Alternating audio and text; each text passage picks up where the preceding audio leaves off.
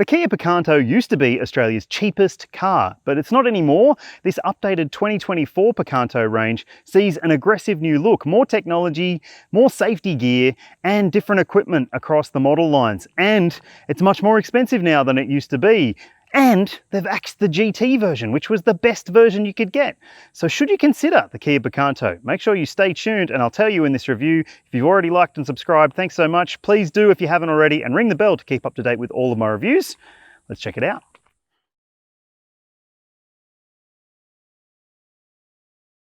If you're on a tight budget when it comes to a new car, then the Kia Picanto has probably already crossed your mind, but let me tell you where the range stands as of 2024. So prices have gone up.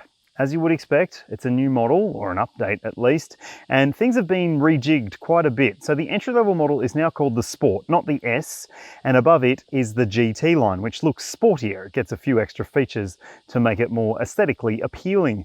But the GT, the cult hero, the little classic speedy one, gone. It's been axed globally, so that's a real shame, I reckon, because that car really made me smile. Check out the link in the description below to see my review of it.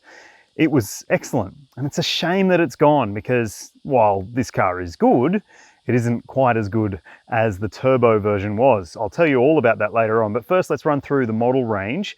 The entry-level version is called the Sport, and as you'll see on your screen, the prices are national drive-away prices for the 5-speed manual or the 4-speed automatic version of that car. Now, it comes pretty well equipped, to a degree. It's got 14-inch alloy wheels, yes, 14s. It's also got halogen headlights and daytime running lights, so looking a little bit old despite a new look for the car itself. But they are auto headlights and they have auto high beam as well. And on the inside, you've got cloth trim, an 8-inch touchscreen media system with wired and wireless Apple CarPlay and Android Auto, 2 USB ports, air conditioning. You've got new digital instrumentation as well. You've also got things like electrically folded side mirrors as well. So look, there's a fair bit to cover when it comes to the safety stuff because that's why the prices have gone up. I'll tell you a little bit more about that in the safety section later on, but this one here is the GT line, and it obviously looks different compared to the entry-level version because it gets LED lighting around the outside of the car, daytime running lights, headlights, the LED strip across the nose, and you've also got LED tail lights as well, but still halogen bulb blinkers, which is a bit silly. You've got 16-inch alloy wheels, they look great as well, and a few sporty extras like a gloss black diffuser. And on the inside, you get fake leather trim, and just like the entry-level version, it gets fake leather trim on the steering wheel and on the gear selector as well, but it gets a different style of steering wheel, and it also gets more driver's seat adjustment. They're all manual adjustments, so it's not like you're stepping up to a luxury spec, but it is slightly nicer. And hey, if you are considering it, it's not going to cost you that much extra if you do a finance plan on this car. You're talking something like a couple of takeaway coffees per week difference to step up to the GT line. So I would recommend that you maybe sacrifice a latte here and there and get this one because it looks a lot better and that lighting tech is a lot better, both for nighttime driving and also for pedestrian awareness of the car. Now let's talk about some of the best alternatives to the Kia Picanto if you're looking to spend this little on a brand new car. If you're looking for a brand new car and you're on a budget, then you probably already know there are a few standout offerings out there, including the MG3. Look, I don't think it's a fantastic car. It doesn't have any active safety tech, and it's not necessarily the nicest thing to drive either.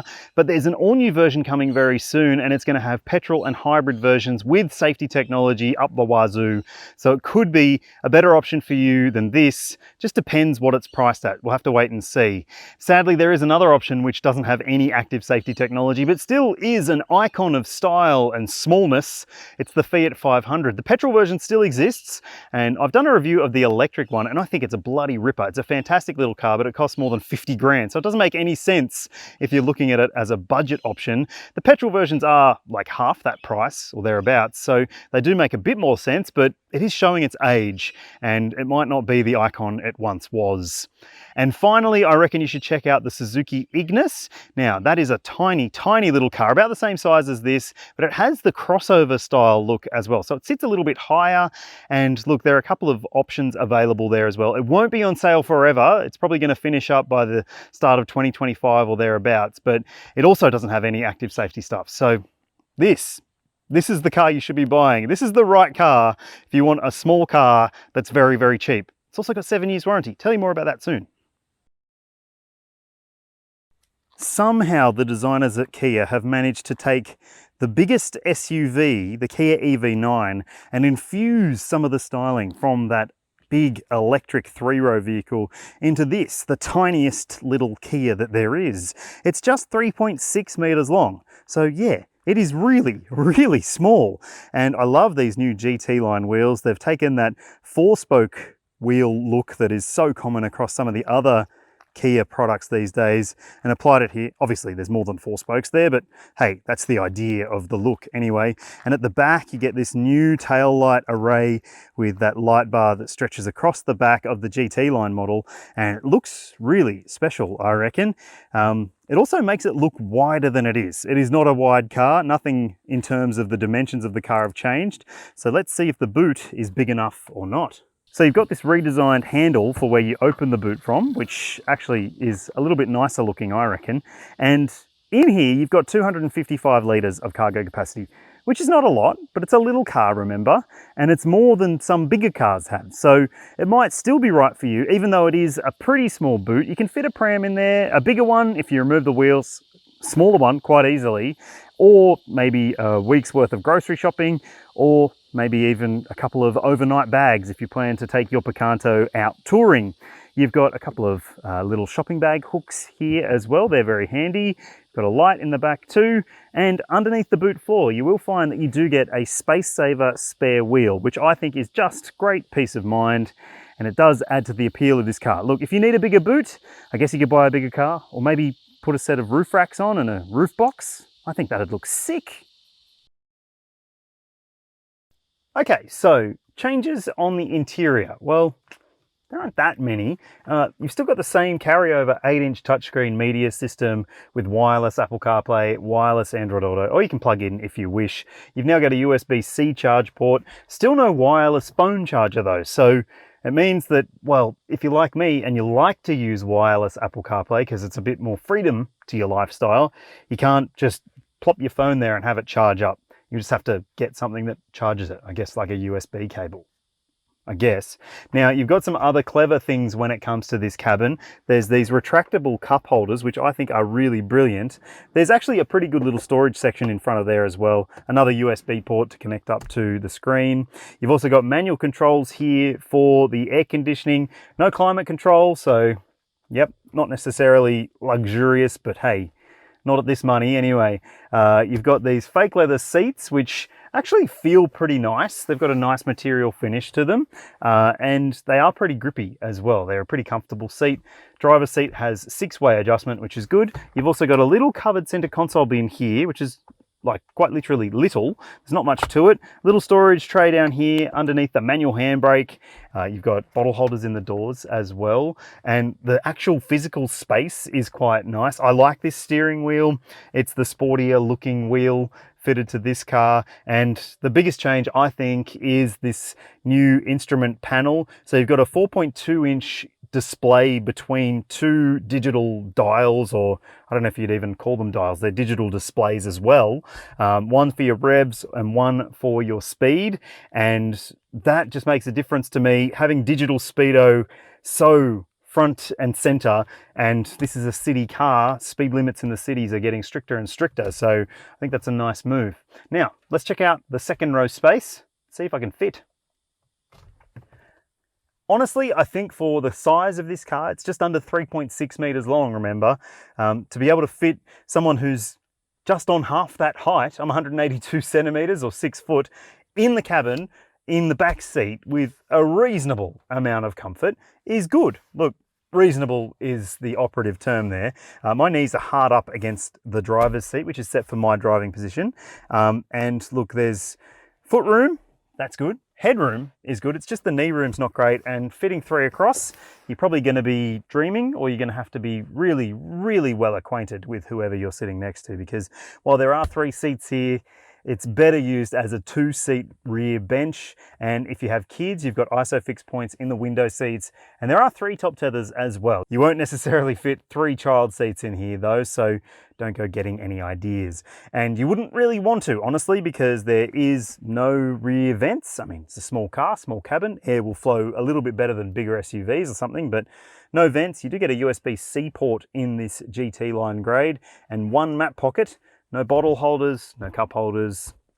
Bit bare bones back here, but hey, at least I can sort of fit. Oh, and I'll just mention, up the front, you do get soft elbow pads for the doors. In the back, you can hear. That's not soft.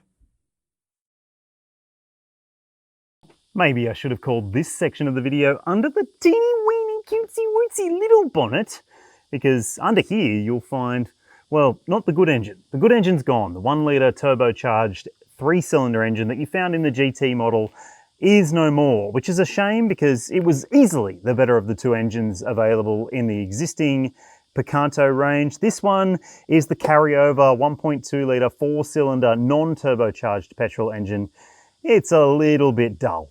The outputs you'll see on your screen, it's not a fantastically powerful engine, and it comes with the choice of either a 5-speed manual or a 4-speed automatic. So it's giving you an idea of how old tech this engine is. I mean, it's a simple car. It's a pretty simple powertrain as well. Front wheel drive, as you would expect. So let's go for a drive and see what it's like. Nothing has changed dramatically when it comes to the drive experience in the Picanto, despite the fact that it's got a new look, new tech, new safety, all of that. I mean, some of the safety stuff might change the drive experience, but in general terms, it still drives very, very, very similarly to before. And in some ways that's great, in other ways, not so much. So I'll talk about the not so muches first. This 1.2-litre engine is on the lazy side of things. It's certainly not a perky engine. And I mean, look, if you are in first gear and you give it a boot full, it will feel zippy enough. But when you're in gear and you're accelerating up a hill or something, you might find that it does run out of puff pretty easily, even with just 1 person on board. So 5 gears as well on the freeway. That means that it's going to be revving at about 3,200 revs at freeway speed. So it's not necessarily the most relaxed or refined drive experience, but hey, again, it's pretty affordable, right? So you have to cop some of those penalties if you can't afford to spend more. Okay, so what else could we talk about? Look, I'm in 2nd gear now. Come on. There's just not enough torque. That's the big issue here. And that's why I liked the GT version of this car so much more, because that 1-litre turbo engine did have torque. It had an abundance of pulling power, and it was really easy to make use of the pulling power as well. Even though it still had a 5-speed manual too, it was just a far more likable and far more zippy and zesty little powertrain. It's just a shame they didn't keep it around. There's a bit of a backlash from the community of Kia Picanto enthusiasts, I know, and even those who wish they'd got one, lamenting the fact that they can't anymore. Now, I also think that the other elements of the drive experience are pretty good. Like, the ride is on the firmer side, but it's not uncomfortable. I haven't found it to be unpleasant in any particular situation. Yes, it's a little car, so it does buck around a little bit nose to tail, and it can hit pretty much every sharp edge that it finds, and you'll feel those bumps and lumps, but I actually think that that's a character thing. It makes it feel kind of fun to drive because you are intact with the road surface below. Now, let's do a little U-turn in this cul-de-sac that people seem to always park in.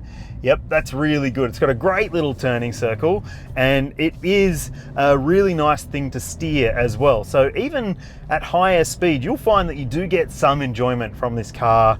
It does have a nice reactiveness to the steering and good weighting to it as well. Refinement, as I mentioned before, not terrific. You do hear a lot of the road surface coming into the car, road joins, coarse chip surfaces, anything that might upset the tires may well upset your ears, is what I would say. So yeah, look, again, it's not an expensive car. reset your expectations and you might find that it is a completely livable and, in fact, really quite likable little car. All right, let's talk about some of the fuel consumption figures that you need to think about.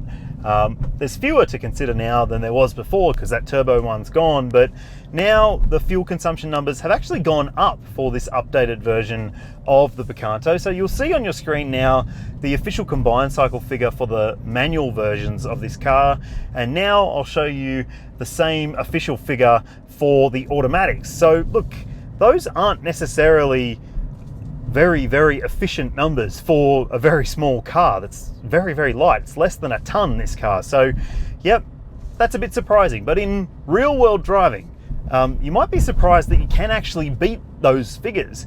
Over my time with this car, you'll see on screen what I've seen, and I'm really impressed with that. I think that's terrific. Previously, the Kia Picanto had a 4-star ANCAP safety rating based on 2017 testing, but that rating has now expired. So this car doesn't have an active safety rating, and that might rule it out for you. But just know that this updated version has seen a bunch of additional safety technology added. Look, it already had a form of autonomous emergency braking and forward collision warning system. Doesn't have pedestrian or cyclist detection still, but now it does have some features that do make it a little bit more city friendly, and especially if you're a commuter, you'll like the fact that you've got blind spot monitoring now. There's also rear cross traffic alert, so that can alert you when you're reversing if there's something gonna pass in your way. That's really handy tech. There's also a lane keeping system, which I don't really use. There's cruise control, but not adaptive cruise control. You've got a reversing camera and rear parking sensors, but not front parking sensors. So look, there's a few misses when it comes to what's on offer in terms of the safety spec. But thankfully it doesn't have one of those annoying speed sign recognition systems like some of the other newer Hyundai, Kia, Genesis models out there. So look, it's missing a few things, but it does have 6 airbags, dual front side, and full length curtain coverage.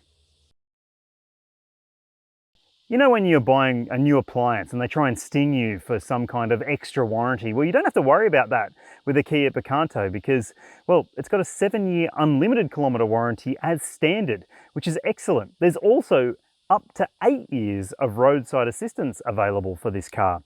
And you get a cap price servicing plan, which, funnily enough, also spans for 7 years or 105,000 kilometers. So it stacks up really well from that perspective. But keep in mind that the servicing costs, well, they're not cheap. The car's cheap, but maintaining it isn't as cheap as it could be. Some other vehicles out there are far more affordable to service, but the service intervals are every 12 months or 15,000 Ks for these versions of the Picanto. So I reckon it stacks up really well, apart from maybe being a little bit pricey. The Kia Picanto is the best little car at this price point. There is no two ways about it in my mind. You are getting a great little thing with a long warranty and a new look that really stands out. I reckon the GT line is easily worth the extra money, but tell me what you think in the comments section below. Am I wrong? Is there a better option out there? By the time you watch this, the new MG3 might be out and it could be better as well, but I'll review it too. Make sure you let me know any other cars you'd like me to review in the comments section below. And if you haven't already, please like and subscribe, and I'll see you in the next one.